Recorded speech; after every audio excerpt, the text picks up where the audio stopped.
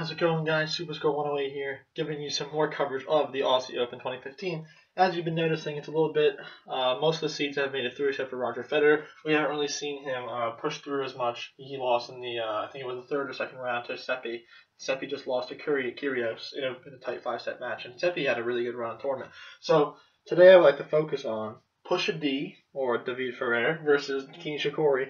I think it's going to be a fascinating matchup.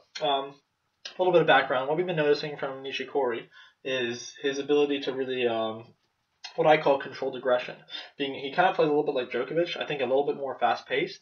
Maybe he goes for a little bit more occasionally, except that he doesn't really have the serve to back up his, and he doesn't have as much variety as well. So it's a little bit more difficult for him, and he's not as natural of a big hitter. But he's definitely pushing the corners. He really relies on being able to hit the corners, especially hitting it to the right, forehand, backhand, pushing them deep into the court, and getting his approach shot and closing out the point. That's mainly his strategy. Just be aggressive when he needs to be. Take balls on the rise, but he's not overly aggressive. You don't see him hit too many ludicrous shots. So, and he's really becoming more consistent as well. So we're definitely seeing that as a plus for him. Pusha D. Always a veteran, but he's definitely has been improving his game. He's been sloping ever since I think probably about 2013. I mean, ever since he made the French Open final, lost to Nadal, he hasn't been too well. I think he won Paris in 2013, but other than that, it's been a pretty standard. He's been losing to a lot of opponents that he usually doesn't lose to. So I think it's just because he's getting older. But as we're seeing, he's definitely shown some fire. He just played Pusha G. Gil Simon in the last round, I think, and he had a pretty good win there. It's a great match. So we're definitely seeing the same thing from Pusha D. Just keeping the ball in play, grinding it out, really just pushing the ball in the corners, and not really doing much with the ball. His serve's actually not bad, but doesn't do too much with that. He just keeps the ball in play and makes you play. So always a dangerous player to be playing against, but I think I'm going to have to favor Nishikori in this match. I'll tell you why. The way to beat Pusha D is obviously you got to pretty much outgrind him, but the way that's pretty difficult though. So what you have to do is you kind of have to, like Nishikori does, hit the corners. You got to really move him around. The guy's got great fitness, but he's also getting older. So as Nishikori moves him around a little bit more, a little younger, able to hit the spots, Nishikori is probably going to be he likes to stand mostly in the middle of the court, and he's able to direct the ball very well and take it early. So we're going to see a lot of what I'm assuming is what he's been doing in his other matches. Nishikori is going to be targeting these two spots right here, really pushing him in the corners, and then Pusha D is probably going to give a pretty decent ball that got to the middle, more around these areas right here.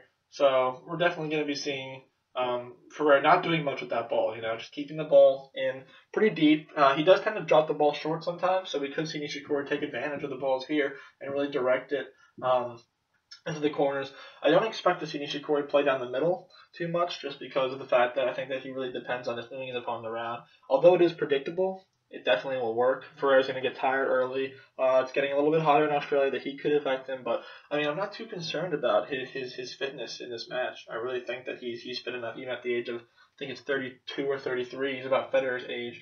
That's why we see Federer have so much success against against Ferrer, against Pusha D, because he's able to just come in there. He's got a lot of variety, and you have to really mix up the pace against Pusha D.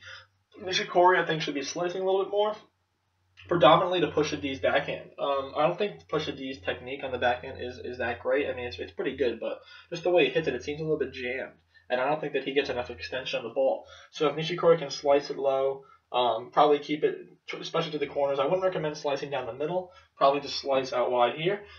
Push Ferrer off. Ferrer's not going to have a great response to that. But he's got to be careful when coming to net. I mean, what I would recommend is try to serve a little bit bigger, maybe hit some heavy topspin serves, primarily to the backhand. Again, Ferrer's backhand, I think, is the weakness.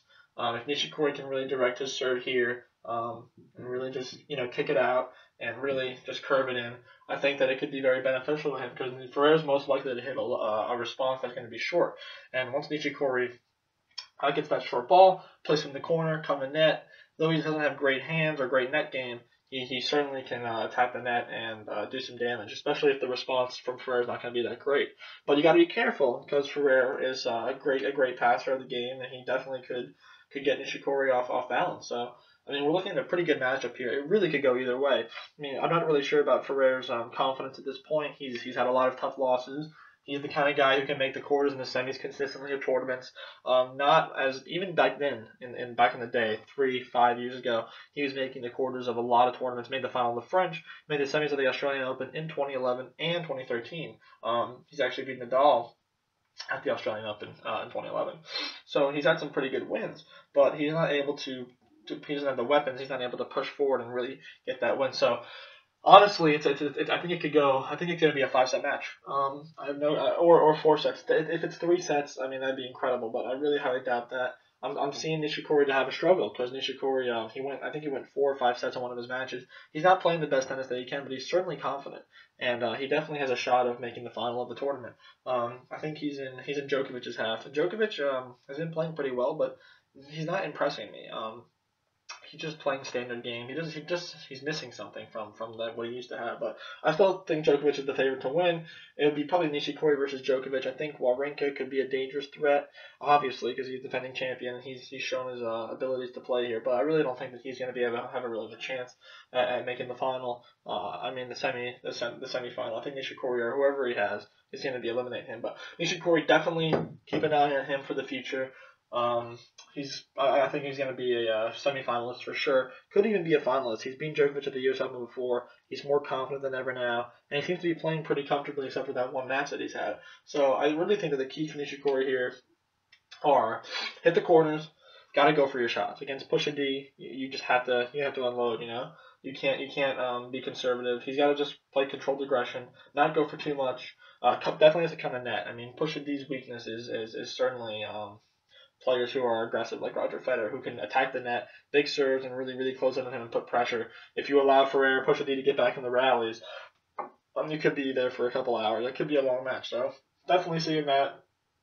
Again, I think he should have more variety in the serve. Definitely wants to hit a few to the forehand, but I think that he should really mix it up more. Maybe even throw in some kick serves like Djokovic does. If you've seen Djokovic play Ferrer, play Pusha D, it's pretty much a slaughterhouse. Especially in 2013, I think it was like 1-2 and 3 or something like that, or 2-2 and 3. Pretty devastating. So any big player with weapons can pretty much boss Pusha D around. But to what extent can they do it enough to be able to take the match? I think it's going to go 5 sets. Nishikori will win.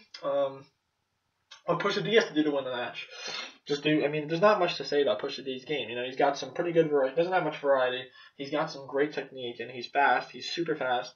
He predicts well, and he's able to put the ball deep every time with a lot of spin. So that's just going to cause problems for Nishikori, or for any player for that matter. But the question is, he's starting to miss a little bit more. He's starting to be more vulnerable. He doesn't have as much energy, stamina, and he needs stamina as like the main asset of his game. Without that, he's not going to be able to grind. And we don't really see Pusha D go for too many shots, and his serve's not that big.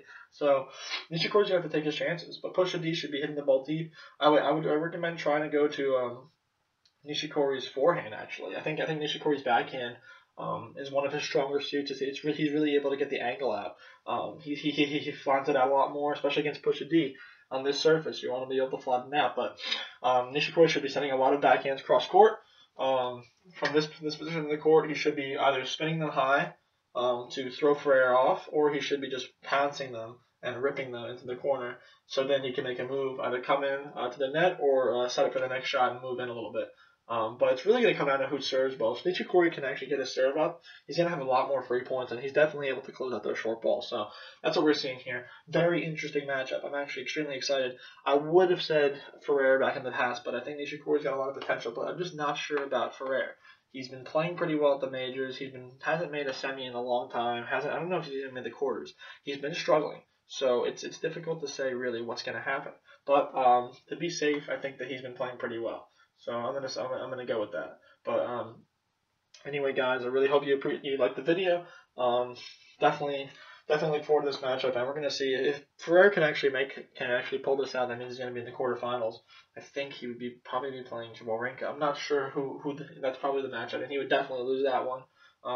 Wawrinka, I'm still not sure about him. He's not playing the same as last year. I think he's the pressure's starting to get to him. I'm not exactly sure about his situation, but excellent match. I think it's going to be very intriguing. Nishikori definitely, I'd say the odds are 60-40 for Nishikori. I don't think Nishikori is going to be able to win the tournament, though, not at this stage. I think he might have a Grand Slam in him in maybe 2016, maybe early 2016. Not on clay or grass. It's got to be at the US Open and the Australian Open. I think the US Open favors him more. Obviously, he made the final, but he definitely has some more firepower to bring. So, intriguing match. Thanks for watching, guys, and take care.